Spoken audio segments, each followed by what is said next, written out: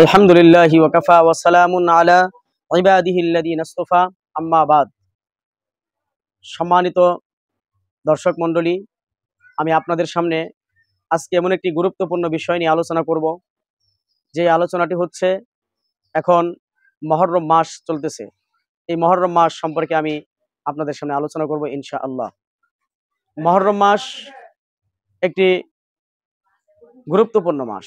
মুহররম মাস হিজরি সনের প্রথম মাস,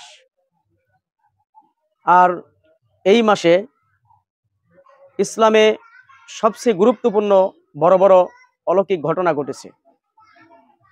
এই জন্য মুহররম মাস ব্যাপারে রাসূল করিম সাল্লাল্লাহু আলাইহি সাল্লাম বলেন শাহরুল্লাহ, যে এটা হলো আল্লাহর মাস।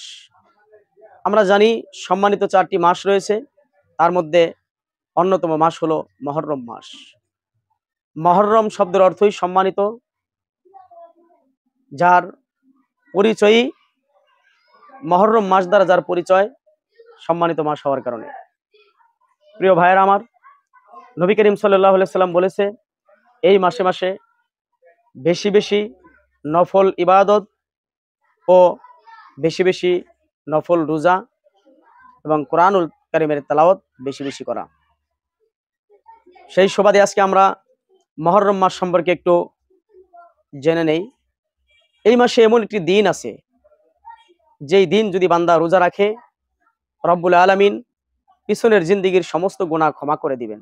সুবহানাল্লাহ। নবী করিম সাল্লাল্লাহু আলাইহি সাল্লাম বলেন যে মুহররম মাসের 10, 11 অথবা 9, 10 তোমরা এই 2টি দিন রোজা রাখো, তাহলে আল্লাহ তাআলা পিছনের জিন্দেগীর 1 বছরের গুনাহ ক্ষমা করে দিবেন।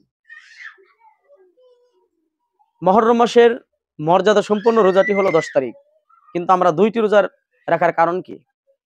কারণ হচ্ছে কুরাইশের, মক্কার ইহুদিরা রমজানুল মুবারকের রোজা ফরজ হওয়ার আগে, যখন মুহররম মাসের রোজা ফরজ ছিল, তখন তারা একটি রোজা রাখতেন।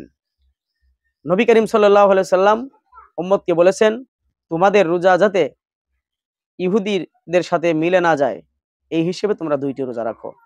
জনপ্রিয় ভাইরা, আমি নিজে আমল করব, অপরকে আমল করার জন্য এই ভিডিওর মাধ্যমে বেশি বেশি উৎসাহিত করব।